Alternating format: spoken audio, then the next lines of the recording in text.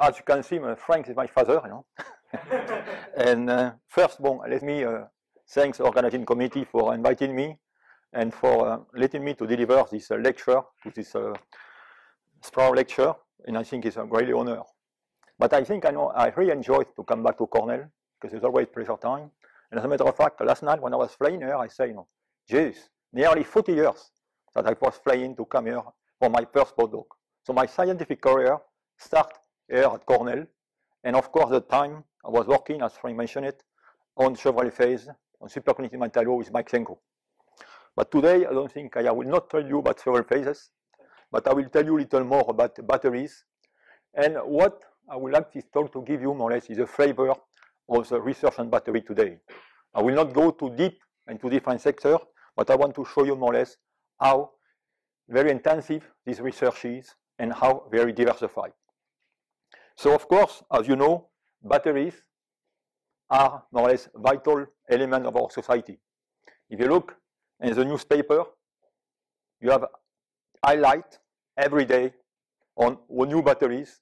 You have new claims, sometimes outrageous, and so on.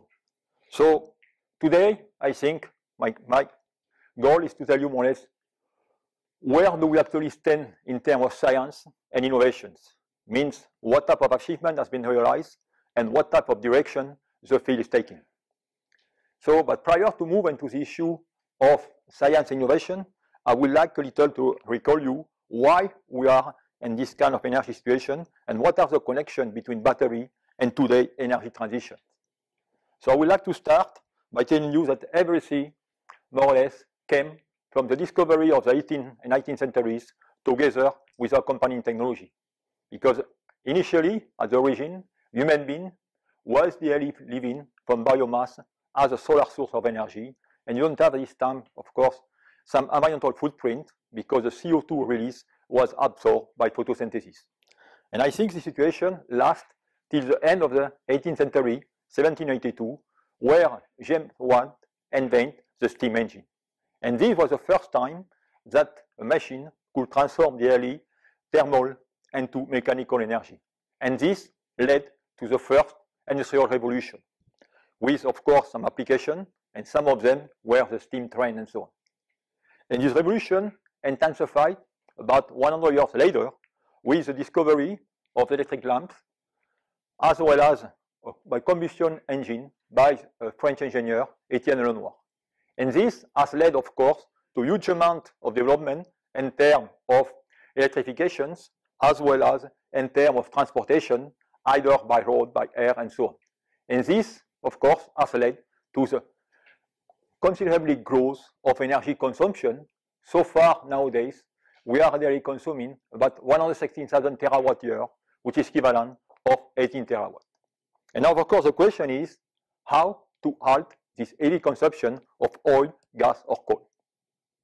So, of course, a great amount of hopes reside in the switch from this kind of energy to renewable energies.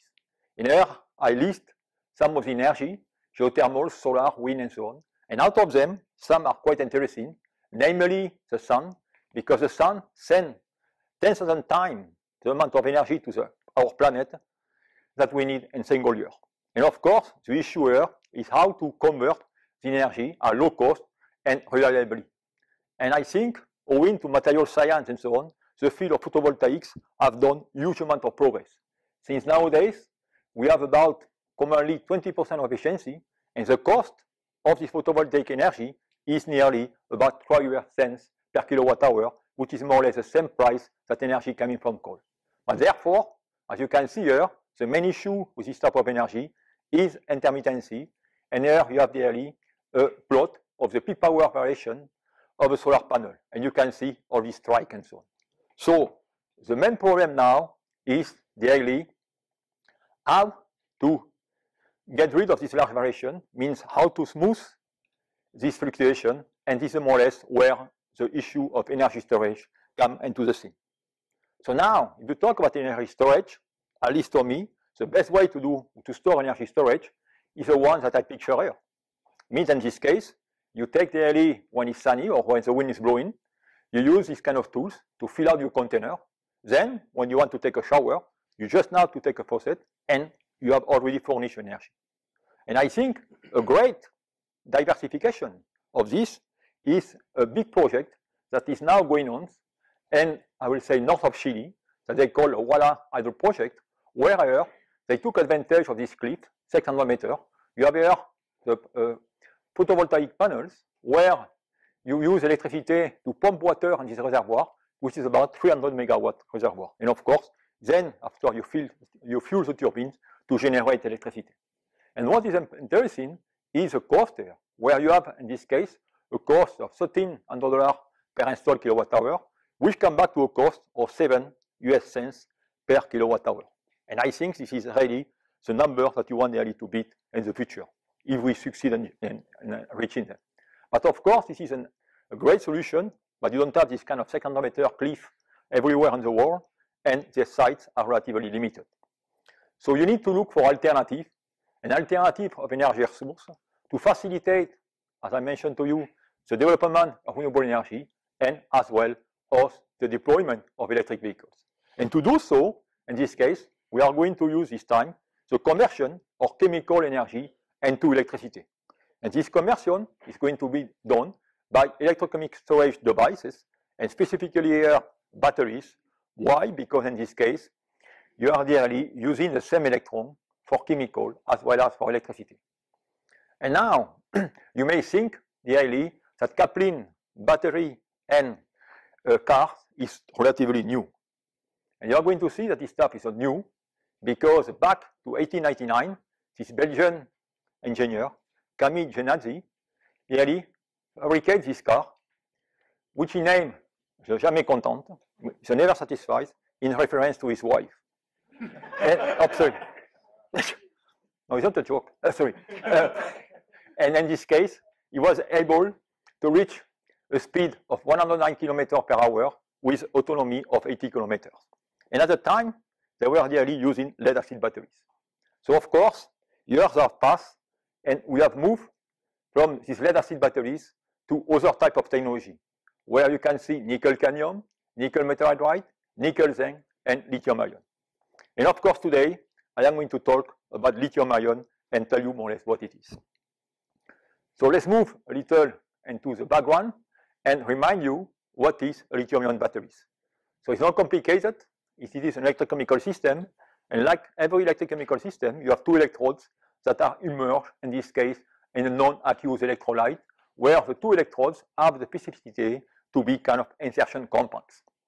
So you are going to see some of this curve today, where we are plotting the voltage as a function of capacity. And this is more or less what you are doing when you are using your laptop and so on.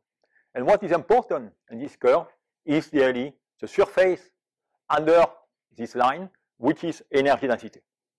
And the energy density is, as you can see here, very simple relation of the voltage multiplied by the capacity. And of course, as a solid-state chemist, as a scientist, you need to know more or less what is the origin of these two terms in order really to work on the materials and to prove them. So first, the voltage comes simply from the number of electrons, mean from the band or band structure of your material. And it's going to be very important to know where these bands are located, where are the Fermi level, and so on.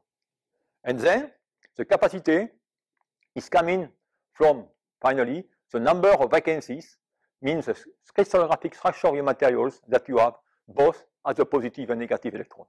And the simple rule of thumb here is really, if you want to increase the capacity, it's relatively simple. You need to find compounds in which you have a large amount of vacancies, and of course, with low molecular weight, which means that we lack 3D metals, and we don't lack too much 4D or 5D because they are too heavy, and you will see later. So you see the rule of the game. So now, as a solid-state chemist, we need to design or to make sure that this battery do work. And of course, the main issue, and I think this is more or less the most difficult part that we have to face into this field, like in all the fields, as a matter of fact, of energy related, is the interface. And why so complicated to make the battery to work? Because you have a large amount of interface, and you have more or less more than 15 chemical interface associated to the fact that the electrode is never your single compound, but a mixture of electronic conductor and of a binder. So, it's one why, when you want to design better materials, it is really a material science issue. because the relation is indicated here. You want to increase the performance. You need, number one, to have the composition structure. But the composition structure by itself is nothing if you don't know how to process the materials. Then you have the morphology, and then you have the material surface. So, as a solid state chemist, what we are doing is really try to understand the materials, and more or less what we do, we can use DFT, but all solid state chemists rather like to use mineralogy, because there you have plenty of examples where you can really get inspiration from. And most of the structures are identical to the ones we are going to use it. Then we can really play with the morphology of the materials, of course playing with nanomaterials, core shell type structure, and of course when you play with interfaces, in this case you need to play with graphene and so on. So as you can see, the field of batteries is multidisciplinary. It is multidisciplinary and is indeed lie in three pillars, which are materials, interface, and devices. But this is going to require expertise and all types of chemistry, solid state chemistry, organic polymer chemistry, as well as surface science. And of course, having done all this stuff, you are obliged to then characterize the materials. You will do it by electrochemistry, in situ characterization, and so on. And behind all of this, of course, you need to have a guidance for the theory. But I think what is the most exciting in this field, behind the multidisciplinarity, is I think that batteries pose fundamental scientific challenge emerging from concrete technological bottlenecks. And we are going to have always, and we'll see through this talk, a ping-pong game by really fundamental to daily applied research and product.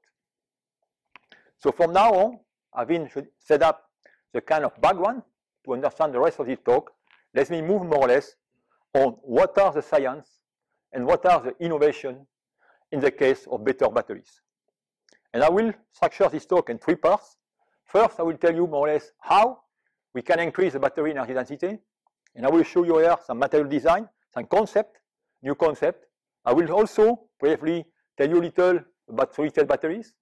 Then I will move to the issue of sustainability, try to tell you what's going on biomass electrode, how development of sodium-ion batteries by touching a few work in Accio system. And then I will end up by telling you more kind of totally new direction that we are now starting to develop, to explore, to create smarter batteries based on kind of approach that you are not seeing too much, I guess. So this is more or less the menu for the rest of this talk. So let's see how we are going to work at the materials. As the materials, we are usually putting this kind of potential versus specific capacity, and we have different classes of materials. Only two classes, as a matter of fact. We have this kind of polar ionic compounds, where I will say the stellar materials is the famous lithium iron phosphate that everyone knows, and which in this case, a polyanion replaces an oxygen. And this is all the type of materials that we have been working, and this is, over the last 10 years, the different phase that we come out with. But as you can see, none of them really compete comparably with lithium iron phosphate in terms of stability. And other class of materials are these layer compounds, these layer oxides, that have a very large energy density. And this is today the compound that I'm going to select to demonstrate to you how we can go from fundamental to applied or from applied to fundamental. So these are materials that all of you know because you are using this stuff in all you lithium-ion batteries. The basic materials come out from John Godinov back to 25 years ago, lithium cobalt oxide, make of this layer, metallic layer, cobalt oxide, separate by daily these kind of yellow atoms, which are lithium. If some people have problems with crystallography, very simple. It's a millefeuille, and here we can understand it.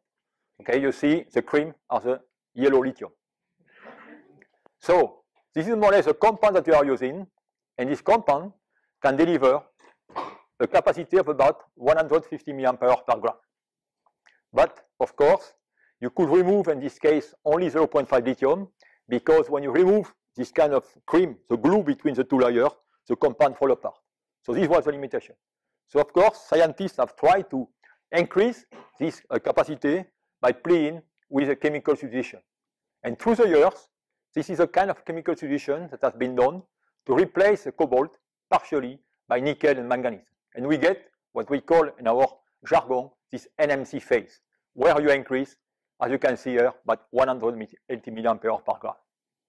And of course, scientists nowadays still play with this ternary phase diagram, where you have here the thermal stability, the discharge capacity, and the daily capacity retentions. And as all of you know, nowadays, the race is trying to develop electron materials with the less amount of cobalt as possible. In the reason why, now the industry was nearly 6-2, which means 60% of, in this case, of cobalt, 20% of manganese, and 20% of nickel. Or excuse me, 20% of nickel, 20% of manganese and cobalt. This is more or less what is used today for EVs, and next generation is going to be 811, even 90.5, 0.5.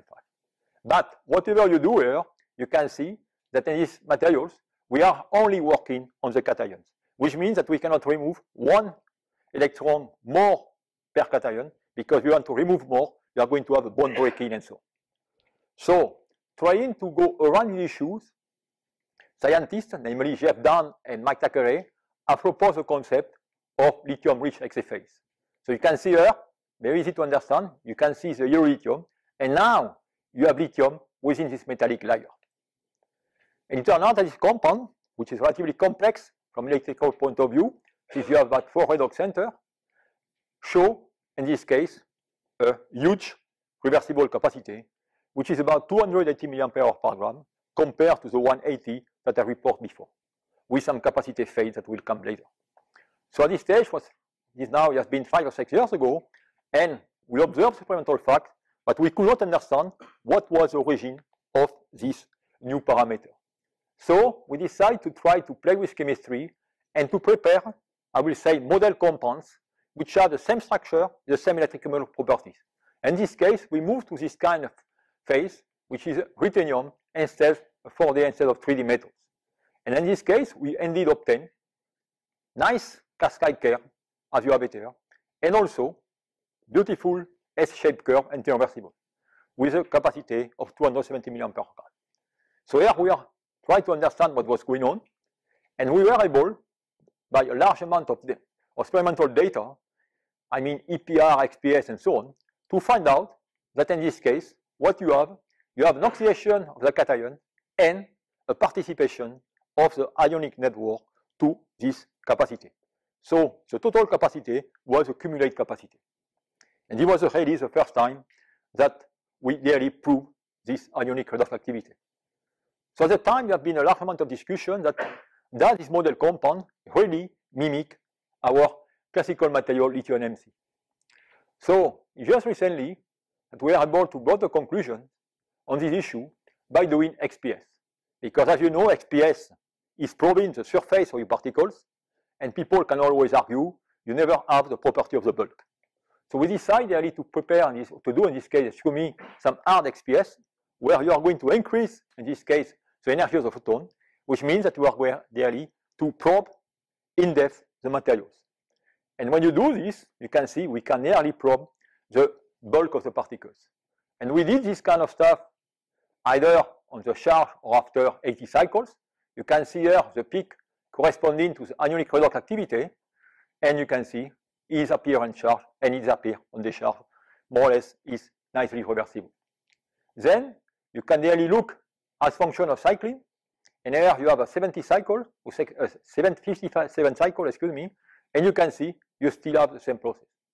So this was a clear evidence that the ionic redox process was also a bulk effect in classical NMC materials, and that this bulk effect was, I will say, repeating on cycling and so on. So at this time, it was a common belief that indeed the ionic redox process was a reality. So bottom line, this is more or less a way that we have been thinking about lithium-ion battery for about 25 years, in which in this case, when you are removing this yellow cream, the lithium, you can see only the cations were participating to the ionic redox process, as clearly indicated here. Now, if you look, and recently, now you can see that we are removing now the lithium, both cations and anions do participate to the process. And redox, you are nearly doubling the capacity.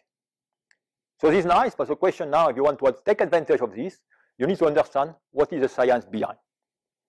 So to understand the science behind, of course, you are looking at the electrochemical property of compounds that are function of the electronic structure, which is function, of course, of the composition and the band structure of the materials and the crystal structure. And if you look at the crystal structure of this compound, we move from this layer compound, lithium M2, where you see here, this metal layer is full of 3D metals, and now we move to the lithium-rich compound, where now you have one lithium. And if you look really what is the main difference here, you can simply see it by looking at the Lewis configuration of the oxygen, where here you have these three doublets, and in the case we have lithium, due to the ionic character of lithium oxide, you have directly a free, directly 2p doublet. So this is going to have drastic consequences on the band structure. This is the classical materials, where you have directly this kind of Mortubar regime, but in this case the U is very small to the charge transfer with the ionization between the two materials. And then now, what happened is in this kind of new materials, look here, the non-bonded states are coming into the scene.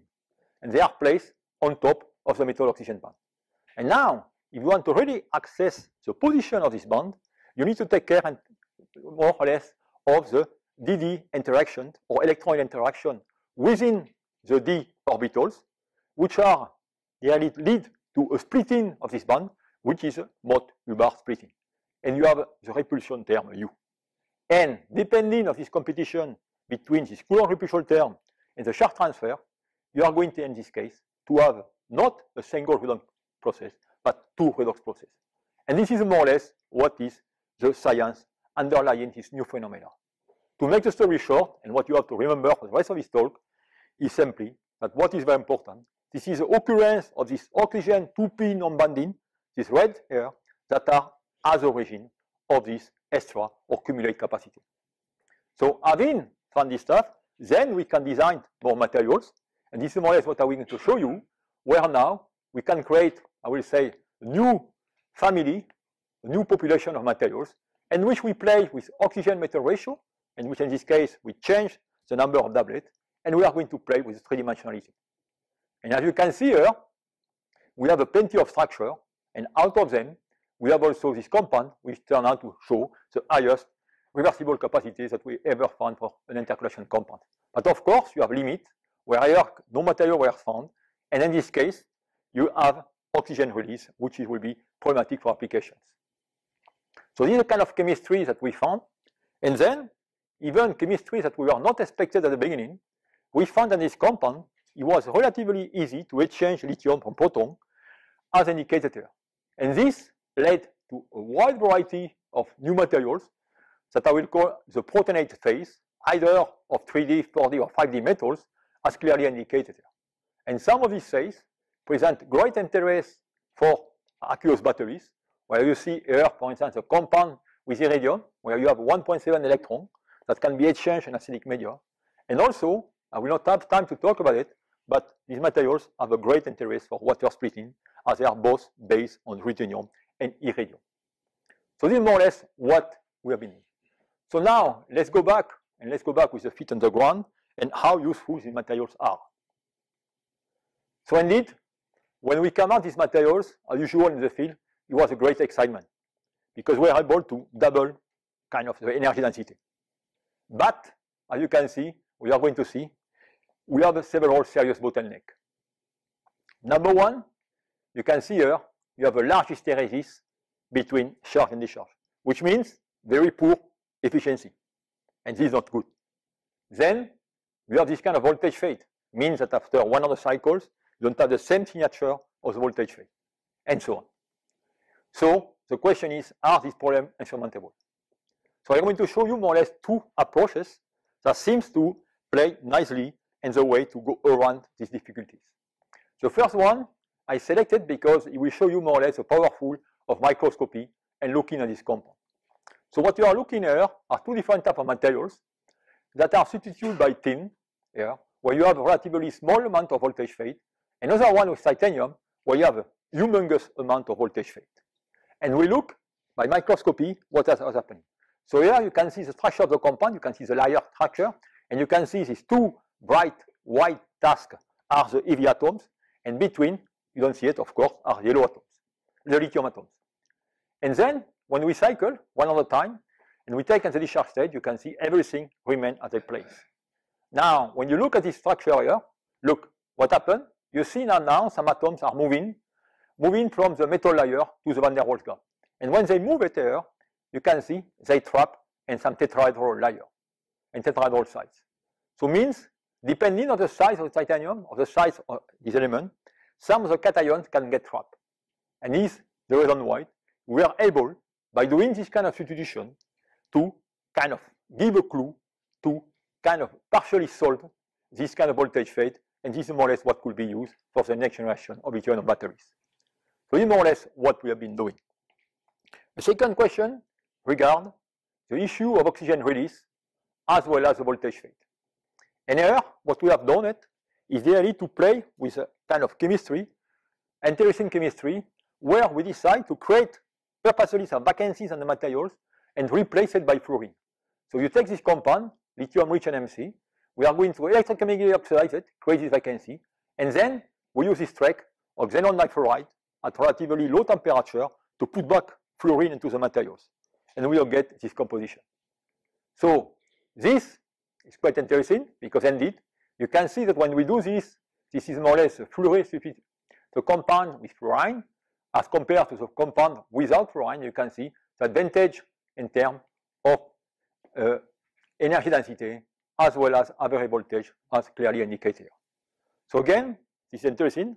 This is very, I will say, elegant from scientific point of view, but it's totally irrelevant for practical application because we are never going to do this kind of experiment.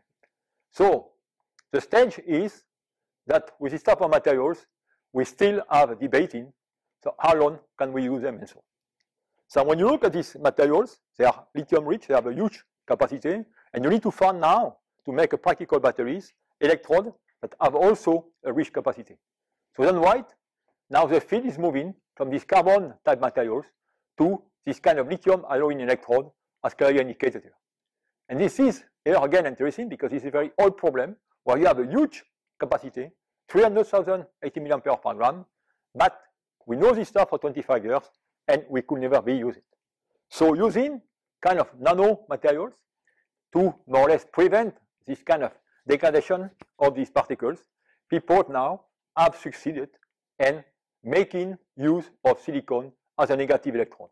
And nowadays, we never go to full silicon, but we are going to stay to composite, in which we are going to reach 90% in the carbon and 10% of silicon.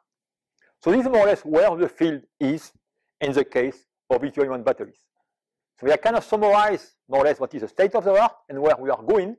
We are here with the compound that I mentioned to you, 2020 with the kind of lithium NMC, lithium-rich NMC appears with silicon and so on, to reach really this kind of 800 watt-hour per liter and 340 watt-hour per kilo. So now the question is, and of course everyone, how can we go behind it? And behind it, you have now two issues, cell design and again chemistry. And of course, this led me to solid-state chemistry or solid-state batteries that are generating a great amount of excitement today.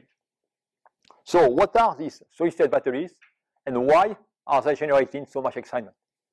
Number one, very important, you need to realize that the battery business is driven nearly by the car manufacturer and so on. And Toyota has been the leader and has been the one that has been claiming 3 or 4 years ago, again, that solid-state batteries will replace a Tesla battery in 2022. Okay?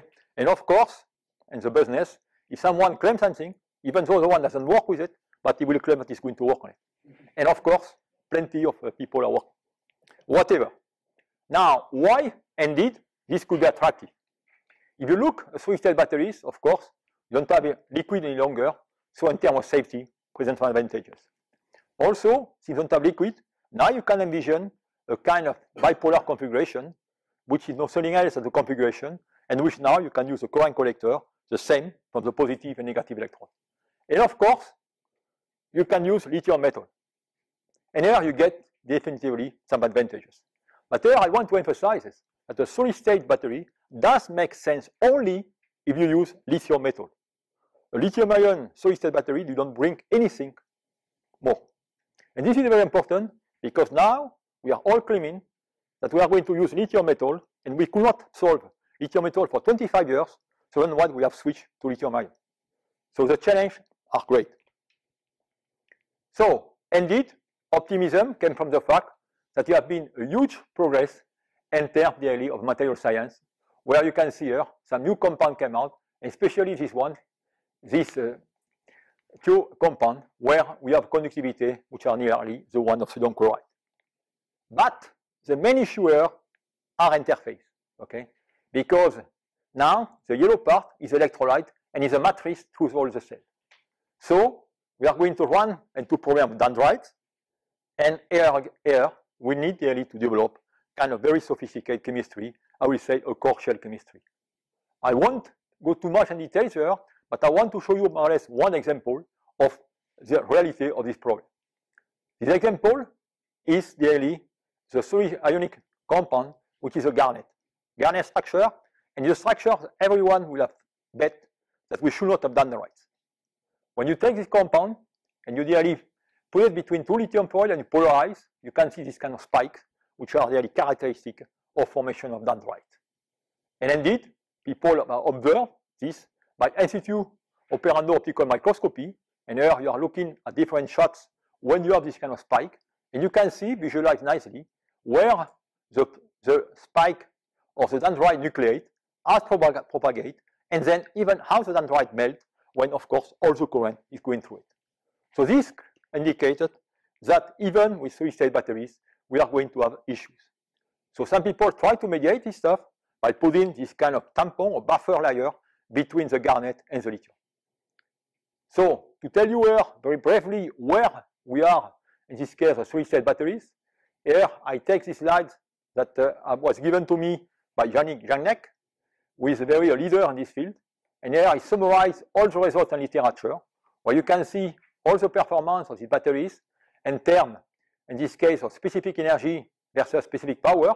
You can see where lithium ion is, and you can see that as of today, none of these batteries are coming relatively close to what we have lithium ion. But this is not too bad. The worst is in terms of capacity retention, where now all the systems, they don't cycle without pressure. So it means you are obliged to put pressure on the cell in order to cycle the system. So bottom line, I think, the field is certainly exciting, but we are still a long way to go, either at the research level, prior commercialization. And I think 2022 from Toyota is totally unrealistic. But again, as a scientist, we don't want to oversell. And all of you have known the story about lithium air, which was completely a total failure. So hopefully will be better this time. So this kind of will say, conclude the story about these lithium advanced batteries, but at least all this research have led to the boom that we know daily in terms of electric vehicles. And now the question is now, what are the issues related to the electric vehicle? Means, question is, are the electric vehicles the solution regarding CO2 emission?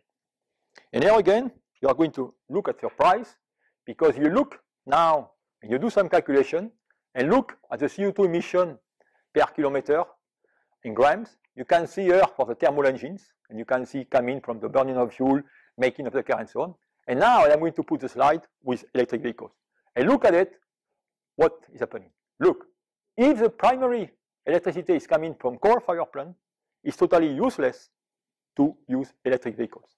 So you need to have a clean energy to start with as a primary in order really to have really a great advantage in terms of CO2. And of course, we talk here about the French mix, because there is mixed with nuclear electricity. Now you can argue with me, is nuclear is sustainable or not? I think it's not the point. But if you look here and care of renewable, hydro pumping is certainly the best. And now you can see that this part here is related to the battery. So the question is now, what is the environmental footprint of the battery? So to do this, people have done this ACV, this life cycle analysis, and you can see here more or less all the energy required for all the different steps in going from the mineral to the battery with the recycling. And if you do calculation, you found in this case that to fabricate 1 kilowatt-hour batteries, you need to 327 watt-hours of energy, and you release 88 kilograms of CO2. So this is more or less what is the issue. And out of this, what's interesting, the most contribution come from the materials. So now this led me to the rest of this talk, where I am going to talk about what can be done on this issue. So the second part is going to deal with increasing this battery sustainability. So here, of course, you have different ways to do it, and that people are pursuing in the field. Either, of course, in this case, you need to select the right chemical elements, which is going to limit, in terms of abundancy, the part of periodic tables that you can work with. You can develop low temperature synthesis route, because nowadays all the electrode materials have been made at high temperature, means about 1000 to 1100 degrees C. You can also use the renewable organic electrode, or electrode coming from the biomass, and using this organic as electrode. And I think Dr. Brunner is doing a lot of this stuff here, where we can use this type of materials. And then you can use other chemistry behind lithium. And here today I will just mention what we are doing behind lithium. Now, behind lithium, worldwide, as I told you, a lot of people are working on different types of technology. They work on lithium sulfur, lithium air, redox flow, I mentioned solid state, and sodium-ion batteries. Now, if you look at the time to market here, I try to make this color graph here, where you see that finally there is one technology which is the closest to the market, is the sodium-ion technology. And this is the one that I'm going to focus now and tell you how, again, here we have been from fundamental to practical into product. So why moving to sodium?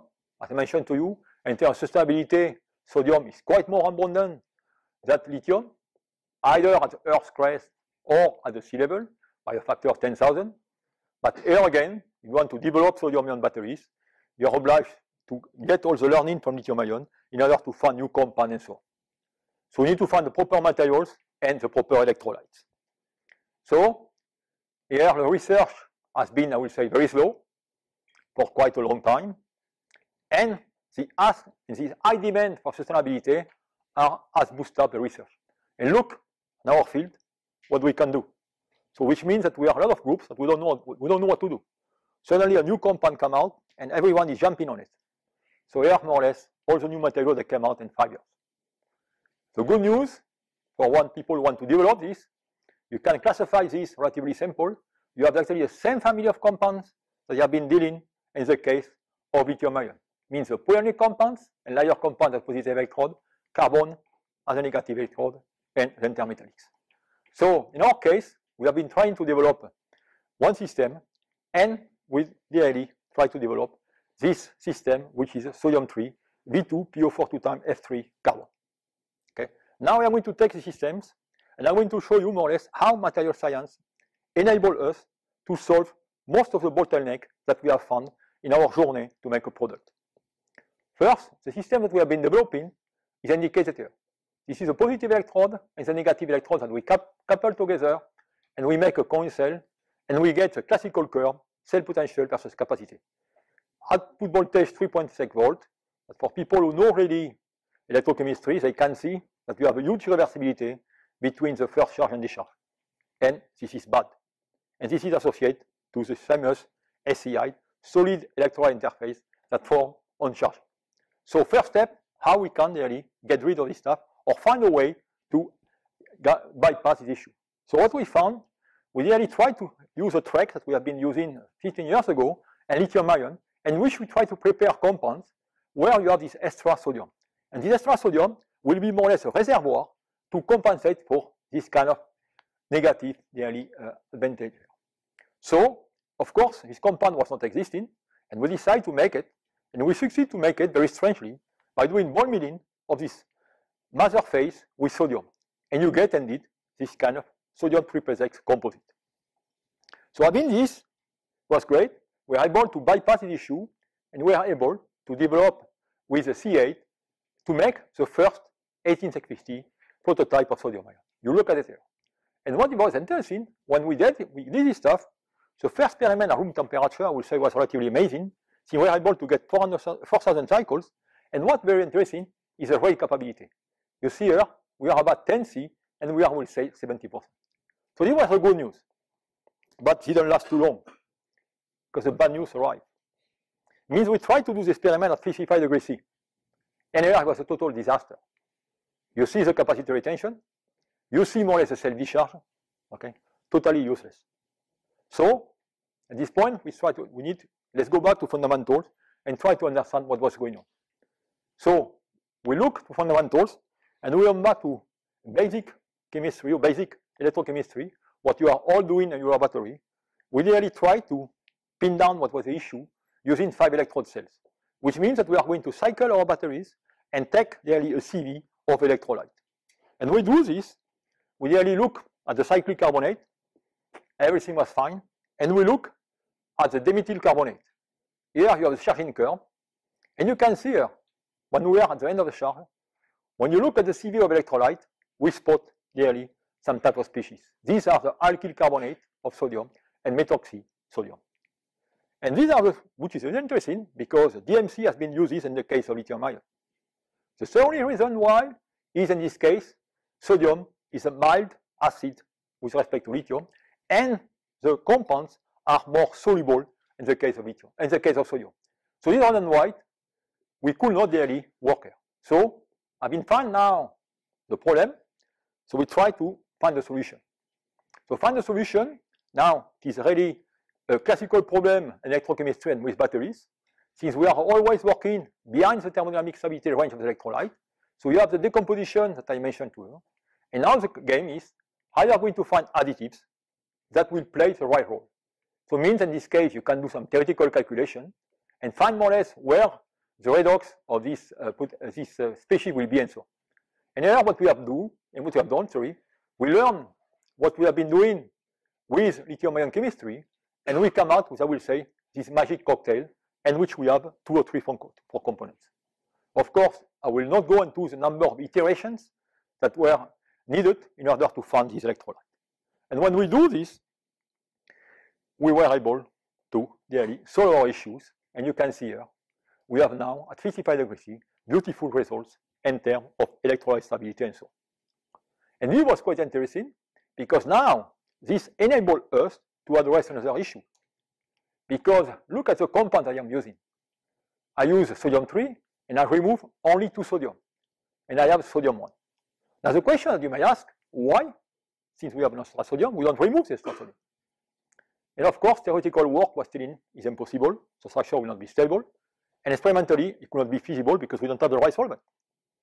So anyway, we tried to look at this, and what we found, that indeed, with this kind of new electrolyte, we can go to higher voltage, and we can remove here this third sodium. And interestingly, we get this new polymorph, and what people didn't see it before, that sodium was reinserted in the structure, but at low potential. Okay. So finally, we can remove reversibly 3 sodium. And of course, this led us to having, as I mentioned to you, more sodium reservoir, so to increase more the capacity by removing 2.35 and so on, and to directly obtain an increase in energy density and so on. So, at this stage, it's blocked. Computer is blocked. Yes, I don't know why. So at this stage, more or less, we decide to create a company to develop the sodium ion technology. There is no battery or what? Oh, okay. I guess, yes. So, in this case, more or less, we develop these kind of systems. Is someone has a pointer here? We develop these systems, and which in this case we compare in terms of power rate, and we benchmark with more or less one of the best batteries for the best batteries for lithium ion. And also, what is very important of this technology is that this technology can be daily discharged to 0 volt without any damage. And I think this is a drastic difference with respect to a lithium-ion battery. But in terms of cost and sustainability, everything is great, except we are using vanadium. So here again, you see, we progress, but we still need to look for alternative positive electrode. So, to look for this alternative positive electrode, we look at the polyanionic versus layer compounds, and when you look at the literature, the polyanionic compounds were definitively better than the lithium layer compounds, because I will not go into much details, but you cannot remove all the sodium and so on. But the question is, how long will be the supremacy of NVPF? So if you look here again, with respect to lithium-ion batteries, you find the same story. We start with lithium hydroxide, spinel and olivine type of compound came out into the scene, and then the layer compound have improved so much that they are nearly moving out. So the question is now, can we look and revisit the sodium layer compounds and find better materials that we had so far? We did this kind of stuff, and I will here make the story very short, where we ended, found a new structure, having this kind of dual substitution, in which now we have a layer materials that can indeed perform better than our NVPF. This is in counsel, since we have the capability of making prototype, we tested and prototype, and we end up with about 120 watt-hours per kilogram. So here again, by playing with chemistry, tuning the materials, and of course, I want to tell you there is some science why we have select copper and titanium and so on. Bottom line, this is more or less where we are in the case of sodium-ion technology. This is more or less NVPS that we've been using, and the sodium-based oxide will be the next generation, where in this case we'll get higher energy density to the expense, I should mention, of a power rate. So we can have nearly two types of products. So this is more or less what we have been doing in case of sodium-ion. And of course, people have been working on sustainability, and there has been a large amount of work in which different groups in the world have tried to switch from this non-aqueous system to aqueous systems. And nowadays, you can name it, you always have the equivalent of aqueous. And there is a huge amount of activities nowadays on sodium-ion, lithium-ion, and aqueous system, as well as zinc manganese oxide. The issue here, or the challenge, is the operating voltage of the aqueous system is relatively small, and it's very difficult to be cost competitive. There have been a new direction, and people are using the water and salt concentration. They can indeed get the voltage, but the cost is large. So this is more or less what I would like to conclude in the second part of this talk that deals with sustainability. So now I will say something that I certainly are not used to much. The third part is the new direction that I see in the field, where I will show you more or less what is our vision to make smarter batteries, and why we need to make smarter battery, number one, and so on. So I will say everything has been initiated by this guy that you know very well, where in this case he has decided that the battery should be cheap, make a large scale, and so on. So then White, thanks to this person, we should recognize it, the price of lithium-ion battery has decreased. It's about $100 per kilowatt hour, and it's not only Elon Musk who is claiming this stuff, because this has been confirmed by General Motors and so on. So how this price is going to be so low? I think the equation is indicated here. You have the chemistry, but the chemistry that is using is actually the chemistry that I mentioned to you before, the NCM or NCA. So there is no improvement on this side. You have the volume. I don't know why he has built a gigafactory, but you have also the battery second life. What does it mean, battery second life? It means that you are going to give double functionalities on the battery. While your battery will be exhausted when used in car, you can really use it for grid applications. But if you want to do this, you need really to know the state of health or the traceability of the battery. Susan White, what our vision is, it consists really at get inspiration from the medicine, field of medicine, and try to implant sensors with the batteries. Like for instance, when you have diabetic patients, you can put a chip inside it, and you can really heal this ill.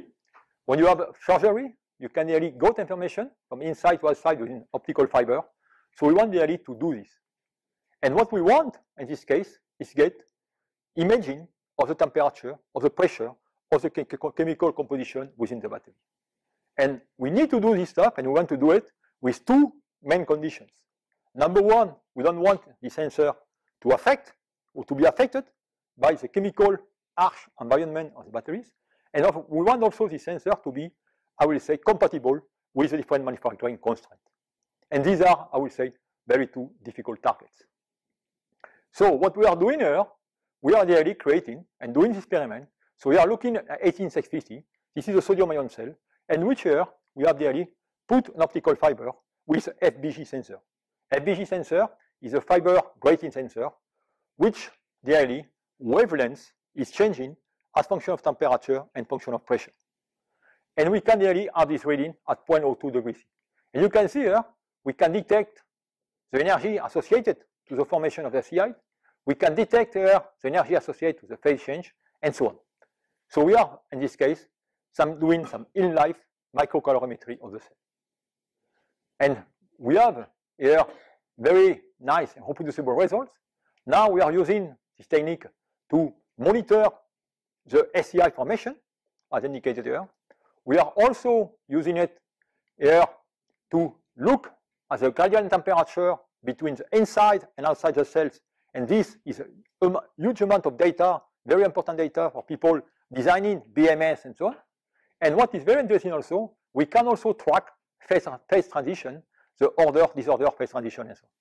So this is more or less a type of thing that we are doing. And we can put several of these FBG within the cell to get this kind of mapping and so on. I reach the end of my conclusion and my talk, and I would like to conclude by telling you more or less what is the main message. First, the main message is in battery research, you have a huge synergy between scientific and technology knowledge. Scientific knowledge is why, technology knowledge is how. And I think you need to have this ping-pong game between these two parts. And to the presentation, I show you two examples. I show you the example of lithium-rich layer oxides, where we have done, I will say, a great work, and not us only, but worldwide, and understanding the fundamental of this compound and so on, but we still have a bottlenecks in order to make them practical. Then, in the case of sodium ion, I show you in the science here, it's certainly less elegant, but here we are able to bring it to a product. Okay? And if you look at the future, it's a long-term vision, more or less where we need materials, but we are really focusing now on how to make lithium ion more reliable and introducing this kind of sensing as well as self-healing. And all of this stuff, I should say, they are more or less the three pillars, at least monitoring and sensing are one of the two pillars of the portion of the next battery flagship that we are building, where the third pillar is artificial intelligence. So we are going to use artificial intelligence to design better materials and also sensing and self-healing to create a smarter battery and so on. So this is more or less what I would like to tell you, and I would like to conclude here by thanking you all.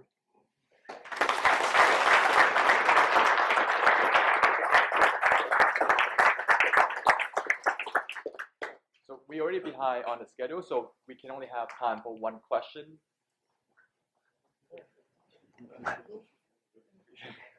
So very nice stuff, Patrick. So on the sodium case, right? So I Yep. think so the case for cost has been made, but there's a case for convenience, right? Where everyone wants to charge up their EV at the same time scale as you fuel up your car. And so with sodium, one was thinking the rate is an issue, and I see from the plots it is. So where is the bottleneck? Is it in the solid state? Is it at the interfaces? No.